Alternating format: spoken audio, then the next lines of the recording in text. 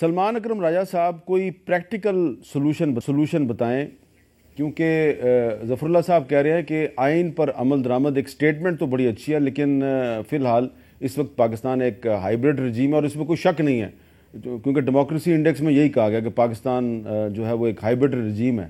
تو ہم کیا ایسا کریں کہ پاکستان ہائیبرڈ رجیم سے ایک چھوٹی موٹی ڈیموکریسی میں تبدیل ہو جائے؟ اس کے لیے ظاہر ایک ضرورت یہ ہے کہ تمام سیاسی قوتیں جو ہیں ماضی کو بھلا کر فیصلہ کریں کہ ہم نے ووٹ کو عزت دینی ہے. جو نعرہ میاں نواز شریف نے لگایا تھا میں سمجھتا ہوں وہی بنیادی معاملہ ہے. ماضی میں کس نے ان کا ساتھ دیا، کس نے ان کی مخالفت کی، وہ اب ماضی کا حصہ ہے. آج میں سمجھتا ہوں ہر ایک کو اس بات پہ تیار ہونا چاہیے، خواہ اس کا فائدہ کسی کو بھی ہو. جب تک ہم یہ قبول نہیں کریں گے کہ ووٹ کو عزت دینے سے ہو سکتا ہے میرے مد مقابل کا، میرے مخالف کا فیصلہ ہو جائے عوام کی عدالت میں، اس وقت تک جمہوریت اس ملک میں جڑیں نہیں پکڑے گی. تو اصل معاملہ یہ ہے کہ ہر دور میں کوئی نہ کوئی اسٹیبلشمنٹ کا پیارا ہوتا ہے، اسٹیبلشمنٹ کا قرب حاصل کرنے کا متمنی ہوتا ہے، اور اس قرب کی بنیاد پہ وہ نظر چرا لیتا ہے جب اوروں کے ساتھ زیادتی ہوتی ہے، اوروں کو جب روکا جاتا ہے پارلیمانی نظام میں، جمہوری نظام میں شمولیت سے. تو ہمیں یہ ماننا ہوگا کہ میرے مخالف کو بھی اتنا ہی حق ہے جمہوری نظام میں شامل ہونے کا جتنا مجھے ہے. جب تک ہم کھلے دل سے یہ نہیں مانیں گے طالع آزماؤں کو موقع ملتا رہے گا اور ہم اپنے آپ کو پیش کرتے رہیں گے. وکیل بھی اپنے آپ کو پیش کریں گے، میں حاضر ہوں، مجھے اپنا آپ شرف بخشیے قربت کا. اسی طرح سیاسی جماعتیں بھی قرب کی متلاشی رہیں گی. تو یہ نظام وہیں کا وہیں کھڑا رہے گا، عوام جو ہیں وہ پسے رہیں گے اور غصہ بڑھتا رہے گا معاشرے میں. اچھا، اب اس میں اگر ایک پارٹی یا دو پارٹیاں یا ان کی لیڈرشپ جو ہے وہ الیکشن کے پروسیس سے آؤٹ ہو جاتی ہے تو اس الیکشن کی کیا کریڈیبلٹی رہ جائے گی؟ میں یہ بات کا جواب ایک بات اور بھی، چونکہ آج آپ نے بڑے فنڈامنٹل ایشو پہ بات کر رہے ہیں. میں ذاتی طور پہ سمجھتا ہوں کہ تمام پولیٹیکل پارٹیوں کو آئین اور ضابطے کے تحت الیکشن لڑنا چاہیے اور کسی کو غیر آئینی، غیر قانونی، مصنوعی طریقے سے الیکشن کے عمل سے باہر نہیں بھیجنا چاہیے. لیکن دو تین چیزوں پہ ہمیں اور توجہ کرنے کی ضرورت ہے. ایک یہ ہے کہ دیکھیے صرف سیاسی جماعتوں سے اسٹیبلشمنٹ کے وہ بھی معاملہ حل نہیں ہونے والا. کیسے؟ پاکستان کا پورا جو سماجی سٹرکچر ہے نا، اکنامک سٹرکچر، وہ اتھارٹیرین ہے، ڈیموکریٹک نہیں ہے. مثلا آج بھی پاکستان کے بہت بڑے علاقوں میں کوئی پارٹی بھی اور ہم سب مل ملا کے خواتین کو وہ مقام الیکشن میں دینے پہ تیار نہیں ہے جو ان کو ملنا چاہیے.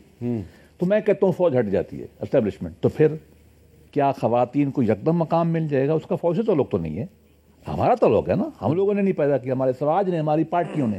میں سخت حامی ہوں. ترکی میں دیکھیں نا 5 ملین ووٹر جو ہے نا صرف کارکن، یہ ایک پارٹی کا عورتیں ہیں. ہمارے یہاں کتنی ہیں؟ ہم تو بندر نہیں. دوسرا مسئلہ زرعی اصلاحات بہت امپورٹنٹ ہے. میں سندھ میں بڑی نوکری کی ہے، بلوچستان بھی آپ مجھے بہتر جانتے ہیں. ہمارے بہت پروٹیکٹڈ ووٹس ہیں، ہماری پروٹیکٹڈ کانسٹیچوئنسیز ہیں. وہ بات بھی اس طرح کرتے ہیں جی میرے بندے، میرا علاقہ، میرے مالک. بھائی ہم نے اسلام کا نام لگا کر سپریم کورٹ آف پاکستان کے شریعت اپیلڈ بینچ نے مظفر علی قذرباش کیس میں یہ لکھ دیا کہ زرعی اصلاحات اسلام کے خلاف ہے. بھائی اسلام تو ایگیلیٹیرین مذہب تھا. یہ آپ کو کرنا پڑے گا اگر آپ جینون ڈیموکریسی چاہتے ہیں تو ملک میں. اور تیسری بات بڑی اہم ہے، وہ ہے سول سروس کی ریفارم. جب نہیں ہوتی ملٹری فرض کیا اسٹیبلشمنٹ، مان لیا تھوڑا درمیانے پیریڈ کبھی کبھی لوسڈ انٹرول کا آ گیا اور جینون ڈیموکریٹ آ گئے. میں کہتا ہوں کوئی آ گیا، بھلے عمران خان، میاں نواز شریف، جو بھی آ گیا. کیا اس وقت یہ جو نیچے لیول کی بیوروکریسی ہے، چاہے الیکشن کمیشن کی ہے، چاہے سول سروس پاکستان ہے، جن کے پاس بہت لور ہے، لیوریج بہت ہے، بہت حد تک چھوٹا موٹا وہ فرق ڈال دیتے ہیں. کیسے ڈالتے ہیں کبھی داستان مجھ سے پوچھیں، اس کی بھی ہمیں اصلاح کرنی پڑے گی. Apart from mega political problem جس پہ ہم تینوں متفق ہو گئے ہیں. یہ تین چیزیں میں ایڈ بھی کرنا. اچھا کامران صاحب، اس میں الیکشن کمیشن کا کیا کردار ہے؟ چلیں وہ آپ نے ڈیلیمیٹیشن کی بات کی، وہ سب کچھ ٹھیک ہے، لیکن کام ہے الیکشن کے دن اس کو کیا کرنا چاہیے کہ جس سے کم از کم یہ تاثر ملے کہ یار یہ فیئر اینڈ فری الیکشن ہو رہا. دیکھیے الیکشن کے دن میرا خیال ہے کہ وہ دھاندلی اتنی زیادہ جو ہے نا ممکن نہیں ہوگی. پہلے ہوتی ہے اور پھر اس کے بعد شام سے شروع ہوتی ہے. باقی سارا آپ کا عمل صحیح چلے گا. شام کو کاؤنٹنگ میں ہوگی، کاؤنٹنگ میں جو جس طرح سے ڈبل سٹیمپنگ ہے، کسی کا ووٹ ضائع کرنا ہے، آپ باقی ووٹ تو آپ کے پکڑے جائیں گے، مگر کسی کا ووٹ جو ہے نا ریجیکٹ کروانا ہے، اس کے 10 طریقے ہیں. آپ سائن نہ کریے اس کے پیچھے جو بیک پہ سائن کرتے ہیں، سٹیمپ لگا دیجئے، جلدی میں دے دیجئے. اگر پکڑے گئے تو کہہ دیں کہ جی رش بڑا زیادہ تھا اور وہ سارے کے سارے ووٹ جو ہے نا وہ ایکسکلوڈ ہو جائیں گے، میرے فیور میں ہوں، آپ کی فیور میں وہ ایکسکلوڈ ہو جائیں گے. یا وہ کرتے کرتے بعد میں جو ہے نا وہ ڈبل سٹیمپنگ کر دیجئے. اگر فرق وہ تھوڑا سا ہمارے جو جتنا انٹیریئر ہے یہاں بڑا، آپ نے دیکھا 2-3 دن کے بعد آتا ہے رزلٹ آتا ہے، جس کو ہم نے بہتر بنانے کی کوشش کی ہے، مگر سٹل آپ اس کو کنٹرول نہیں کر پائیں گے، نہ پہلے والے عمل کو نہ بعد والے عمل کو. وہ جو ہے وہ اس میں انتظامیہ بھی شریک ہوتی ہے، صرف الیکشن کمیشن نہیں، اس میں انتظامیہ بھی شریک ہوتی ہے. اور انتظامیہ کیوں کرتی ہے یہ آپ کو بھی پتہ ہے، یہ مجھ کو بھی پتہ ہے، ظفر اللہ صاحب کو بھی پتہ ہے، راجہ صاحب کو بھی پتہ ہے. جہاں سے زور آتا ہے، اور صرف ہم بعض اوقات اس لیے بھی کرتے ہیں کہ صرف وہ ٹرانسفر ہو جائیں گے ہم اپنی پوسٹ سے، ہم ادھر سے ادھر نکال کے جو نا ہم کو 20 میل آگے بھجوا دیا جائے گا، ہم اس وجہ سے بھی بے ایمانی کرتے ہیں. اگر ہمارا وہ ایمان کا لیول اتنا کمزور ہے تو پھر اس میں جو ہے نا پھر ڈیموکریسی نہ رکھیے، پھر کوئی اور نظام لے آئیے. اچھا سلمان صاحب، یہ ذرا تھوڑا سا بتائیں گے کہ کیا الیکٹرل ریفارمز ہونی چاہیے، کیا انتخابی اصلاحات ہونی چاہیے کہ جس سے یہ پروسیس جو ہے تھوڑا سا فیئر اینڈ فری ہو جائے؟ دیکھیں، جو تو الیکشن ڈے کے معاملات ہیں، ڈبل سٹیمپنگ جس طرح کی بات کی کامران مرتضیٰ صاحب نے، اسی حوالے سے غالباً یہ جو پروپوزل آیا تھا الیکٹرانک ووٹنگ مشینز کا وہ پیش کیا گیا تھا، اس سے بہت ساری قباحتیں جو ہیں دور ہو سکتی ہیں، حالانکہ اس کے اپنے بھی مسائل ہیں. لیکن یہ ایک بہتری کی طرف میں سمجھتا ہوں ایک قدم ہے جو اٹھایا جا سکتا ہے. انڈیا میں پچھلے 30 سال سے یہ ہو رہا ہے. میں وہاں ایک دفعہ گیا بھی تھا ان کے الیکشن کمیشن میں یہ مشینیں دیکھنے کہ ان پہ کیسے کام ہوتا ہے، اور یہاں پہ بھی ڈیموز کی گئی، تو یہ ممکن تھا. لیکن یہ ظاہر ہے بوجوہ یہ قدم ہم نہیں اٹھانا چاہتے، کیونکہ ڈبل سٹیمپنگ ہم کرنا چاہتے ہیں الیکشن والے دن. ہم چاہتے ہیں کہ ووٹوں کو ضائع کیا جائے اپنی مرضی کے مطابق. تو جب تک نیت میں فطور ہے تو یہ معاملہ تو اسی طرح رہے گا. اور بات وہی ہے کہ ایک جو خواہش کا اظہار ایک سمت سے آتا ہے اس کے سامنے سب ڈھیر ہو جاتے ہیں. تو ایک تو یہ معاملہ ہے کہ الیکشن ڈے.